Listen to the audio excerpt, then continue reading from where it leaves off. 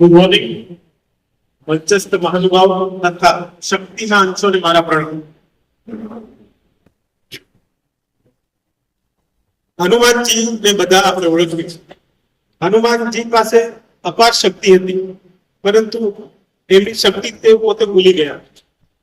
જ્યાં સુધી તેમને રિયલાઇઝેશન ના આપવામાં આવ્યું કે તમારામાં આટલી બધી શક્તિઓ છે, ત્યાં સુધી એમને ખબર પણ ન હતી કે મારામાં આટલી શક્તિ છે. પણ જ્યારે તેમને જાગૃત કરવામાં આવ્યા ત્યારે એમને શક્તિઓની ખબર પડી, અને ત્યાર પછી આપણે બધા જાણીએ છીએ કે લંકા સુધી પહોંચવાનું એ બધું કાર્ય થયું. આપણા બધામાં શક્તિઓ તો છે જ, પરંતુ આપણે તે પ્રત્યે સજાગ નથી. આપણને શક્તિ ક્યારે પ્રાપ્ત? મને કોઈ પણ કાંઈ કરશે એટલે મારા મા બાપ બેઠા છે, કે જે પ્રોટેક્શન પાછળ હોય ને એના કારણે પણ શક્તિ મળે છે. તમારા જેટલા પણ અધિકારો છે એના માટે કાયદો તમારા પડખે ઉભો છે. એ જ્યારે તમને ખબર પડશે ત્યારે જ તમે શક્તિનો સંચાર તમારામાં થશે. કાયદો એટલે શું? દરેક વ્યક્તિ એ શું કરવું અને શું ન કરવું એની રૂપરેખા આપે એને કાયદો કહેવાય. દરેક વ્યક્તિના અધિકારો છે, પરંતુ આપણે એ અધિકારો પ્રત્યે સજાગ જ નથી. એટલે સજાગ બનવા માટે ખૂબ જ જરૂરી છે કે આપણે જાગૃત થઈએ. તમારા બધા કેટલા બધા અધિકારો છે, જ્યાં સુધી તમે એ અધિકારો શું છે એ નહીં જાણો ત્યાં સુધી તમે રક્ષિત નહીં અનુભવો. બહેનોની વાત કરી કે નાનપણથી જેમ જેમ મોટા થતા જાય, લગ્ન કરે તો સતત એમનું જે જીવન છે એ પરિવર્તિત થશે. એક દીકરી, એક પુત્રવધુ, એક પત્ની, એક માતા, જે ડાયનેમિક ચેન્જીસ આવે છે એ બધા એક ડેફિનેટ વસ્તુઓ છે. તો તમે જ્યાં સુધી તમારા અધિકારો પ્રત્યે સજાગ નહીં થાવ ત્યાં સુધી તમારામાં અંદરમાં છુપાયેલી શક્તિઓ બહાર નહીં નીકળે. આપણે હમણાં જોઈએ છીએ કે ટેકનોલોજીના જમાનામાં કેટલી બધી મીડિયા, કેટલી બધી બધીઓ આવે, મોબાઈલનો જેમ સદુપયોગ થાય છે ઉપયોગ પણ થાય. ડ્રગ્સ છે, ડ્રગ્સ પણ હવે ધીરે ધીરે આપણા સ્કૂલ્સમાં, કોલેજીસમાં પ્રવેશ કરી ચૂક્યું. તો આ બધી અને તમારા બંધારણના અધિકારો છે, તમારું શોષણ એ માટે આપણે જાગૃત થવું જરૂરી છે. અને તે માટે જ આજે આપણે તો તમે આટલું બધું સંખ્યા ઉપસ્થિત છે, આ કાર્યક્રમ આજે પણ સેમિનાર છે, ભાગ લેજો અને જાગૃત. Thank you.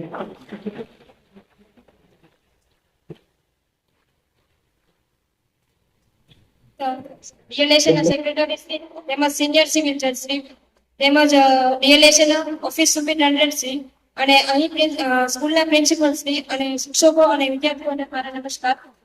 આજે હું પોક્સો એક્ટ વિશે કહેવા આવી છું. તો પોક્સો એક્ટ એટલે શું, કોઈને ખબર છે?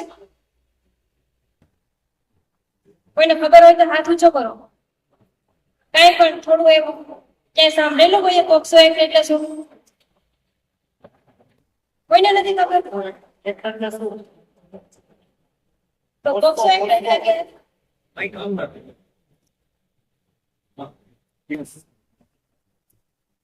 પોક્સો એક્ટ એટલે કે બાળકોને જે યૌન શોષણ થઈ રહ્યું છે તેને સામે રક્ષણ આપવા માટેનો એક કાયદો છે. એ કાયદો એ બાળકોના રક્ષણ માટેનો છે, જે 2012 માં બનાવવામાં આવેલો છે.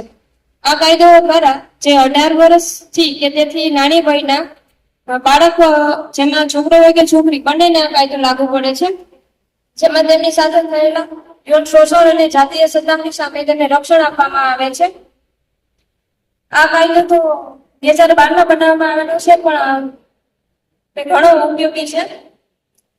બાળકોને તેમની સાથે કેવા કયા પ્રકારના શોષણ થઈ રહ્યા છે તે જણાવું તમને. તેમાં પહેલું છે યૌન શોષણ અને બીજું છે જાતીય સતામણી. યૌન શોષણ એટલે શું? યૌન શોષણ એટલે કે એવી શોષણ કે બાળકની ઈચ્છાથી તેમના વર્તનમાં અસહજ પરિવર્તન આવે અને તેમના ખાનગી અંગોને સ્પર્શ કરવામાં આવે કે તેમને અસહજ વર્તન ઉભરવામાં આવે, તેમના વર્તનને યૌન શોષણ કહેવામાં આવે છે. અને દાખલા તરીકે જો કોઈનો વ્યક્તિ કોઈ વ્યક્તિની ઈચ્છા વિરુદ્ધ તેમના ખાનગીઓને સ્પર્શ કરવું, ગળે લગાવવું અથવા ચુંબન કરવાનો પ્રયત્ન કરે તેમની સાથે યૌન શોષણ થઈ રહ્યું છે તેવું કહી શકાય. અને જાતીય સત્તામણી એટલે કે કોઈ છોકરો કે છોકરી બંનેના શરીર પર ટીકા કરવી, વજનના નામે ટીકાઓ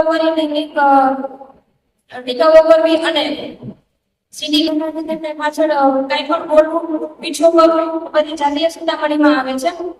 હવે તો બાળકે આ કાયદામાંથી શું શું લાભ મેળવી શકે? તો બાળક આ કાયદામાંથી જો તેમના કોઈ મહિલા કે પુરુષ બંને આરોપી હોય, બંનેમાંથી કોઈ પણ આરોપી હોય તો તેમને સરખો જ દંડ કરવામાં આવે છે. અને નિવેદન જ્યારે લેવામાં આવે છે ત્યારે મતદાનથી અને સંવેદનશીલતાથી તેમનું નિવેદન લેવામાં આવે છે. બાળકને માનસિક, સામાજિક અને કાયદેસર રીતે સહાય થાય તેવું આ કાયદાનો મુખ્ય આ કાયદા કાળજીપૂર્વક ધ્યાન લેવામાં આવે છે. અને આ કોઈ બાળક સાથે આ કૃત્ય થઈ રહ્યું હોય તો બાળકે શું કરવું? પહેલા તો બાળકે તેમને તાત્કાલિક જ્યારે પણ આ બનાવ તેમની સાથે બની રહેલો હોય ત્યારે બાળકે તેમને વિશ્વાસુ વ્યક્તિ હોય જેમ કે માતા પિતા, શિક્ષકો, ભાઈ બહેન કે કોઈ પણ જે વ્યક્તિ કે જેમનામાં તેમને વિશ્વાસ હોય તેવા વ્યક્તિને પહેલા જાણ કરવી. અને પછી જે 24 કલાક માટે એક સરકારની હેલ્પલાઇન નંબર છે તે ઉપલબ્ધ રહે છે, જે 1098 નંબર છે 1098. તેના ઉપર કોલ કરી અને જાણ કરાવી.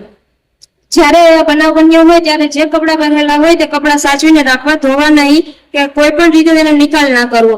અને જો શાળામાં ચાઇલ્ડ પ્રોટેક્શન કમિટી હોય, અમુક શાળામાં હોય છે, અમુકમાં હોતી નથી, જો હોય તો ચાઇલ્ડ પ્રોટેક્શન કમિટીમાં જાણ કરવી, પૂરેપૂરી જાણ કરવી જે તમારી સાથે બની રહ્યું હોય તે.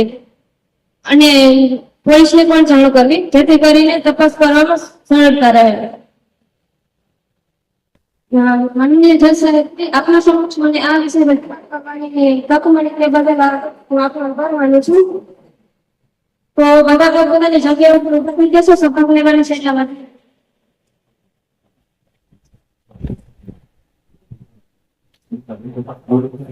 જમણા આગળ કરશું. મ્યુઝિયમ બોર્ડ તમારે રિપીટ કરવાનું છે. હું સત્ય બોલીશ. હું મને કે મારા મિત્રો સાથે કોઈ પણ ખોટું વર્તન થાય તો ઘરના મોટા લોકો કે શિક્ષકને તરત કરીશ. હું ખરાબ સ્પર્શ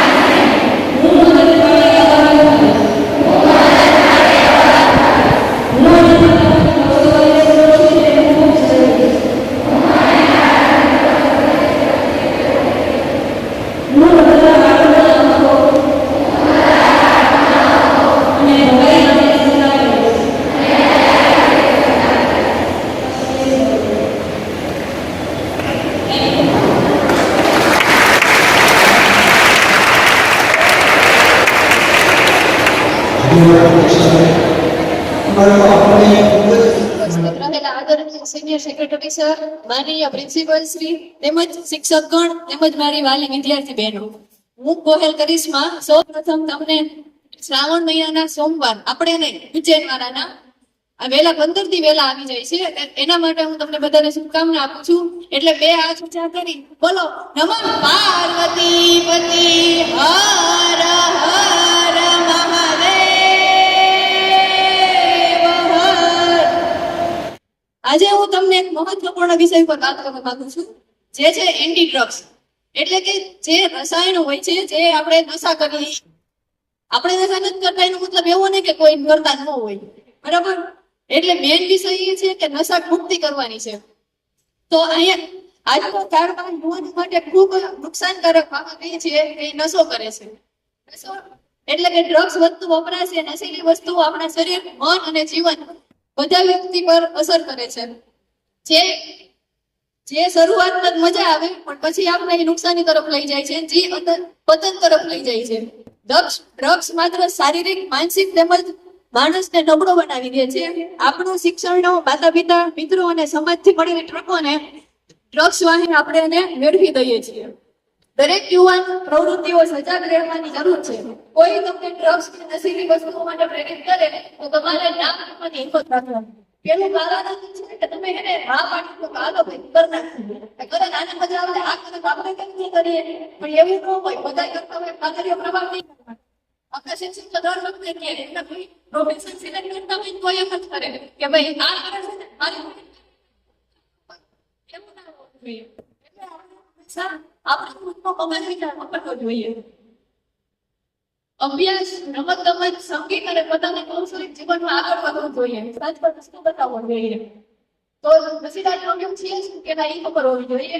તો કે નશીલા દ્રવ્યો એ એવી શારીરિક પ્રકાર છે જે શરીર, મન અને અસર કરે છે.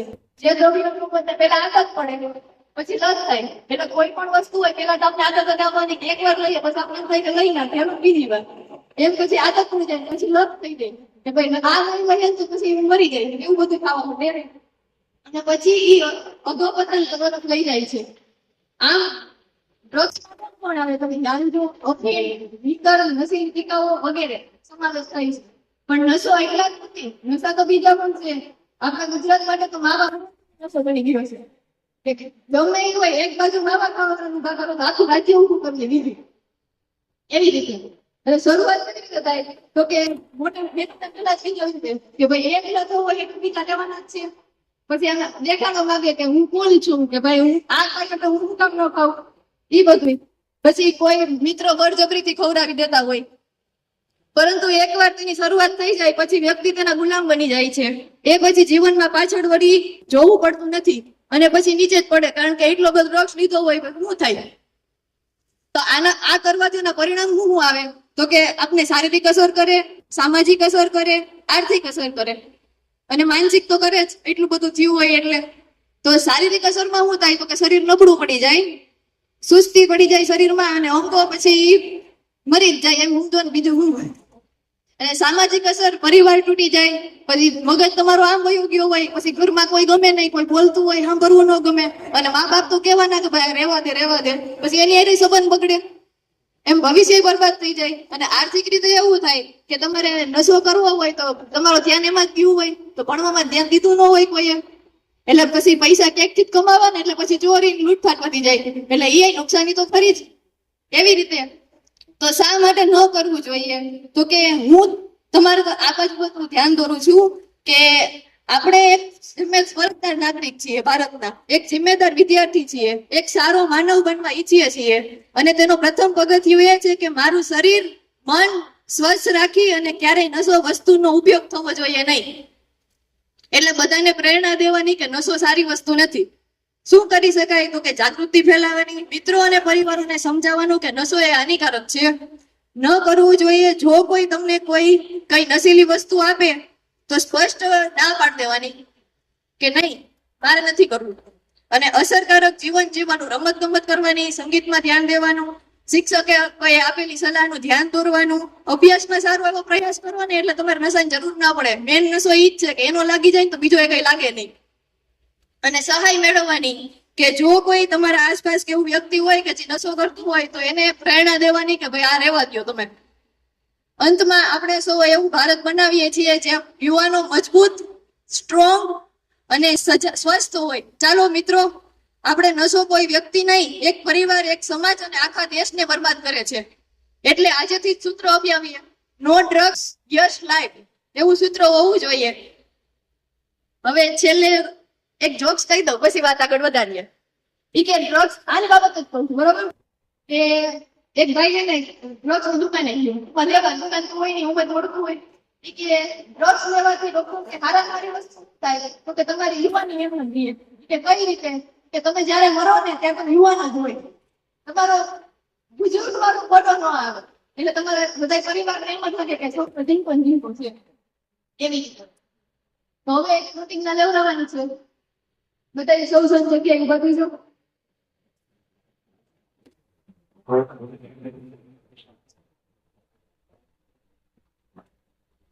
જમણા હાથ આગળ.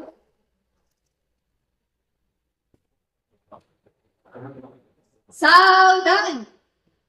બોલવાનું નથી. હું ક્યારેય દ્રવ્યનો સ્પર્શ નહીં કરું. હું નશાથી કોઈ વસ્તુ કે વ્યક્તિને નશાનો કોઈ પણ સામાન સ્પર્શ નહીં કરું. મારા મિત્રો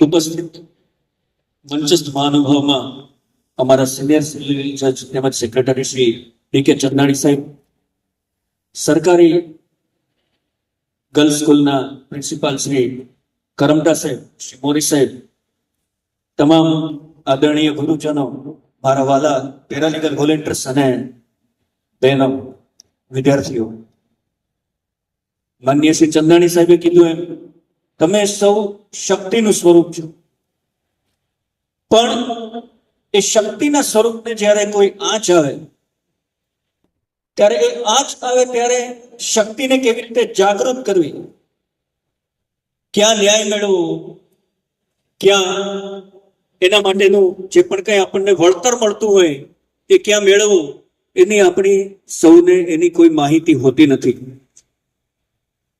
અને એટલા માટે જ આજે આ સુંદર મજાનો કાર્યક્રમ તમારા લોકોના લાભાર્થે રાખ્યો છે. તમને કદાચ એવો વિચાર પણ આવતો હશે કે આવા કાર્યક્રમની જરૂર શું છે? તો આજે પોક્સો એક્ટ છે કે નાના બાળકોમાં જે જાતીય સત્તામણી અથવા યૌન શોષણ થઈ રહ્યું છે, આ બધા હેવી વર્ડ્સ તમારે વાપરવા પડે છે, પણ એનો તાજો દાખલો આપણા જુનાગઢ જિલ્લામાં જ ભેસાણ તાલુકામાં હમણાં બની રહ્યું. બહુ છાપરે ચડીને આમાં બહાર આવી. આ બહાર આવીને એનું કારણ આવી શિબિરો છે.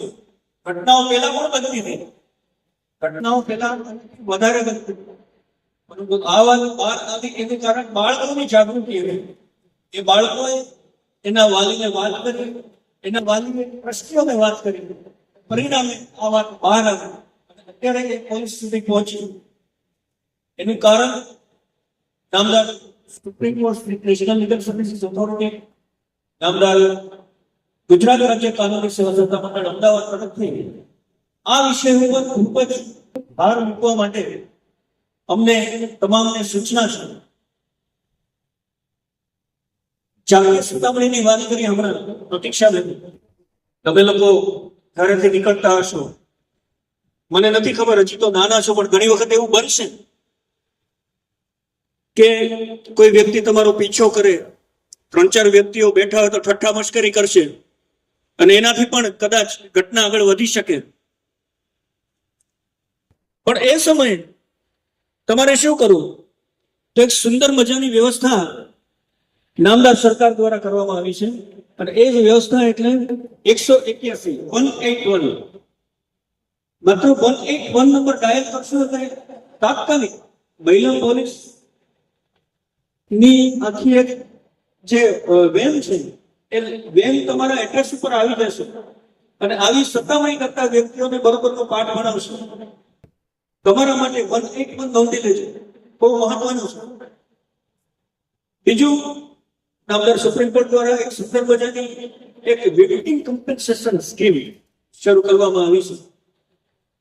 ભગવાન ન કરે અને કોઈ બાળક સાથે જ્યારે કોઈ ઘટના બને છે, કોર્ટમાં કેસ આવે છે, અથવા એવું બને છે કે કોઈ ઘટનાનું બાળક છે એ સાક્ષી છે, કોર્ટમાં મોટા લોકો પણ આવતા ગભરાતા હોય છે, તો નાના લોકોને તો સાક્ષી કેવી રીતે લેવી? તો એના માટે કોર્ટમાં એક vulnerable witness deposition centre VWDC સેન્ટરની શરૂઆત કરવામાં આવી છે. એક સરસ મજાની વ્યવસ્થા ઊભી કરવામાં આવી છે કે જ્યાં બાળકોને રમવાના રમકડા આપવામાં આવે છે. ટીવીમાં ડિઝનીના સરસ મજાના કાર્ટૂન ચાલુ હોય છે. જજ સાહેબ છે એ ડાયસ ઉપરથી બાળકને પૂછે છે. બાળક એની સામે હોતું નથી, એક બીજા રૂમમાં હોય છે અને કેમેરા દ્વારા એ બાળકની પ્રશ્નાવલી એને પૂછવામાં આવે છે જેથી બાળક ગભરાયા વગર જવાબ આપી શકે. આવી સુંદર વ્યવસ્થા પણ VWDC સેન્ટર દ્વારા કરવામાં આવી છે. ભેસાણમાં જે પણ કઈ ઘટના બની એના માટે હું ને નામદાર સાહેબ તાત્કાલિક ત્યાં અમે સંપર્ક પણ કર્યો છે અને વિક્ટિમ કમ્પન્સેશન જો મળવા પાત્ર હોય તો એના માટે પણ અમે કાર્યવાહી આગળ વધારી દીધી છે. બીજો વિષય હતો ડ્રગ એબ્યુઝમેન્ટ, ડ્રગની અવેરનેસ. ખૂબ જરૂરી વિષય છે.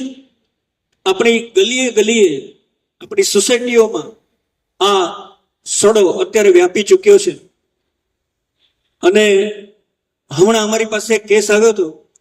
મને એના મમ્મી પપ્પા કહેતા હતા કે મારો 9 વર્ષનો દીકરો, વિચાર કરો 9 જ વર્ષનો દીકરો ડ્રગ એડિક્ટ થઈ ગયો છે. જો એને 24 કલાકે ડ્રગ ન મળે તો એ ડાઇનિંગ ટેબલ ઉપાડીને ઘા કરે છે, એને સાંકળથી બાંધી રાખવો પડે છે. આટલી બધી તકલીફ છે. એક હસબન્ડ આવ્યો હતો, એ એવું કહેતો હતો કે મારી વાઈફને ડ્રગની લત લાગી ગઈ છે અને એને જો ડ્રગ ટાઈમ ટુ ટાઈમ ન મળે તો મને મારે છે. આમાં કાયદાકીય તો કોઈ લાભ અમે આપી શકતા નથી, પણ હા જાગૃતિ ખાસ અમે ફેલાવીએ છીએ કે આવી વસ્તુઓથી તમે લોકો બચો. કે આપણને ખબર નથી કે આપણા પડોશી નો છોકરો કે કોઈ પણ વ્યક્તિ આપણને ડ્રગ્સ આપી શકે છે, કોઈ પણ માધ્યમથી આપણને આપીને એને એડિક્ટ બનાવી શકે છે. અત્યારે ખૂબ જ આ વસ્તુ વ્યાપી અને પોલીસ ડિપાર્ટમેન્ટ દ્વારા પણ આની ખૂબ જ ચળવળ વેગવંતી બનાવવામાં આવેલ છે. વધુ માહિતી નહીં આપું, તમારા લોકોનો સમય, વ્યવસાય અને બધી વસ્તુ જોતા, પણ એક વસ્તુ મને શીખવા મળી કે જે રીતે તમે લોકો તાળીઓ પાડતા હતા એક રિધમમાં સરસ મજાની, ફરીથી તાળી પાડીને બતાવો તો. સરસ, થેન્ક યુ. બસ બસ બસ. આજે આ કાર્યક્રમ અમને એક તક આપી સાહેબોએ, તમને લોકોને જે માહિતી આપવાનો અમે પ્રયાસ કર્યો છે, ખાસ કરીને અમારા પેરાલીગલ વોલેન્ટિયર્સ પ્રતીક્ષાબેન અને કરિશ્માબેન દ્વારા, તે સર્વેનો અમે ખૂબ આભાર માનીએ છીએ. તમે લોકો આ વિષયોથી જાગૃત થશો તેવી અમે આશા રાખીએ છીએ. ધન્યવાદ.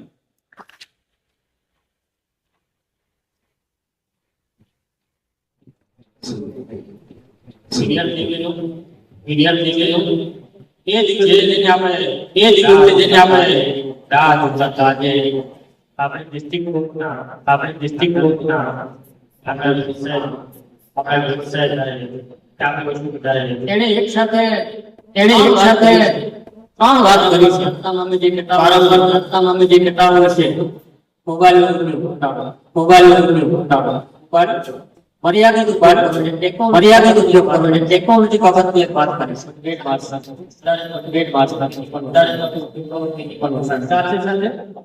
સાથે આપણે સ્કૂલનું જે ત્યારે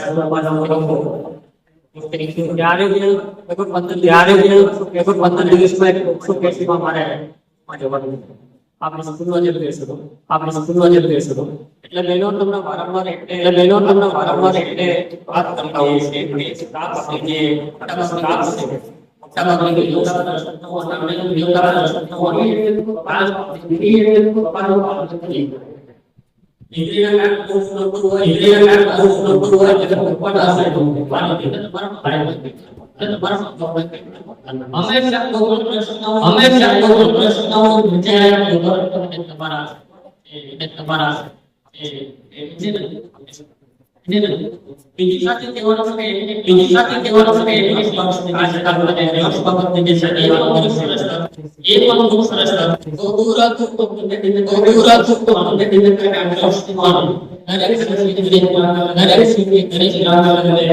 પછી કોયલાના કારણે દોષિત કોયલાના કારણે દોષિત એ દેશે એટલે કણકણકમ ના છે કણકણકમ ના છે કે વાળા લલિતા સી કે વાળા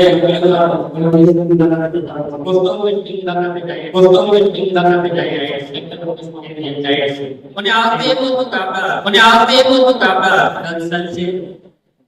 મુલાકાત કોર્ટની મુલાકાત કોઈ બાળકો મને મુલાકાત નથી કોર્ટની મુલાકાત આગળની આવશ્યકની પ્રશ્ન છે કોર્ટની ન્યાય પ્રણાલી છે કોર્ટની ન્યાય પ્રણાલી છે ઘરમાં જો તમે ઘરમાં માને આપણે જ્યાં જઈએ એને રજૂઆત છે આપણે જ્યાં જઈએ એને રજૂઆત કરીએ મમ્મીને માનતા નથી મમ્મીને આ માનતા નથી તેને આ લઈ મમ્મી ગમે એવું થાય મમ્મી ગમે એવું થાય અને ધક્કા સાંભળે નથી એમ કોર્ટ છે ન્યાય રીતે છે એ ન્યાય રીતે છે ક્યાંય શેરા ન પૂછે ગમે છે ક્યાંય શેરા ન પૂછે ગમે છે જ્યારે આપતા નથી ત્યારે આપણે કોર્ટમાં આશ્રમ લઈએ છીએ કોર્ટનો આશ્રમ એ બધા પાસાઓ સેટ કરી બંને પક્ષને ચેક કરી અને તમને ન્યાય અને તે આપણે શાંતિ થાય અને તે આપણે શાંતિ થાય છે કોર્ટ થકી ઘણીવાર અમે સેવાનું મન થાય કે કોર્ટ ન્યાય જેવું પ્રણાલી છે આપણી પાસે એને કારણે અમે ઉભા છે ઘણીવાર વાત કરતા હોય છે કે ઘણીવાર વાત કરતા હોય છે કે કોર્ટ કદાચ પ્રણાલીમાં શક્ય બને છે કરે તો શક્ય બને છે એ ન્યાય સાથે આજે ઘણી વાત કરશે સ્ટાફમાંથી બહેનો આવે એને પણ જાતીય અને મોક્ષો એટલે જાતીય સત્તાઓની બાબતની વાત શરૂઆતમાં અત્યારે આ ઘટનાઓ અત્યારે અમારી સાથે કેસ શરૂ છે મોક્ષ બાબતનો એક એમાં એક મોક્ષ બાબતનો એક જૂનો લગભગ પૂરો થઈ ગયો છે બાકી અમારા સરાવનાને સ્ટાફ શરૂઆતમાં છોકરીઓના આ બાબત મેટર ઉપર 5 થી 100 ઘટના બનતી સાહેબ અને મારી અત્યારે આ માધ્યમ છે 9-10 પછી હોય છે અને 11-12 પછી હોય છે એમ 700 ની સંખ્યા વિદ્યાર્થીના મા-બાપ પણ 50% વિદ્યાર્થી પોર કન્ડિશનમાં અને ધીમે ધીમે 5-6 કેસ 22 માં ધીમે ધીમે ઘટાડીને 25 માં ત્યાં વગેરે અમારે એક પણ કેસ બન્યો નથી એનો આનંદ આ બાબતમાં એક પણ કેસ આ બાબતે અમારા બહેનોનો જે સ્ટાફ ખરેખર છે કાંઈ પણ પ્રશ્ન હોય તેના વાલી નંબર સાથે ગામમાં રાઉન્ડ મારવા પ્રાર્થનામાં કે મોડા વેલા ટાઈમિંગમાં પ્રાર્થનામાં કે મોડા વેલા ટાઈમ રાઉન્ડ મારવા આ કારણે આમાં અમે સફળતા મેળવી છે હંમેશા બહેનો જે સાહેબે વાત કરી છે પ્રમાણે તો પ્રશ્ન હોય તો તમારા શિક્ષક વર્ગ એને કયો વર્ગ તમારા મા-બાપની વાત કરો તમારા મા-બાપની વાત સંતાડવાની કોઈ વસ્તુ સંતાડવાની આવતી નથી જજુમવાનું છે બરાબર જજુમવાનું છે બહેનો એટલે અને માહિતીની બહેનો એટલે શક્તિની દેવી છે એનર્જી છે બહાર લાવવાનું સુધારવાનું અને કે દીકરી છે કહેવાય છે કે દીકરી છે તારી બે કુટુંબ તારી દે તમે જો સક્ષમ રાવ દ્રક્ષ શું કાંઈ પ્રવેશે નહીં અને ઘણી દીકરીઓના એવા પણ મીમાસી છે આપણી સ્કૂલમાંથી છે દીકરીના પપ્પાના ઘણા વ્યસન થઈ મુકાયા છે એ આનંદની વાત કહેવાય પપ્પા સાથે દીકરી કે ત્યાંથી આગળ મારી દીકરી ત્યાંથી આગળ માન્ય ટીમનો આવતા રહ્યો ખૂબ ખૂબ આભાર છે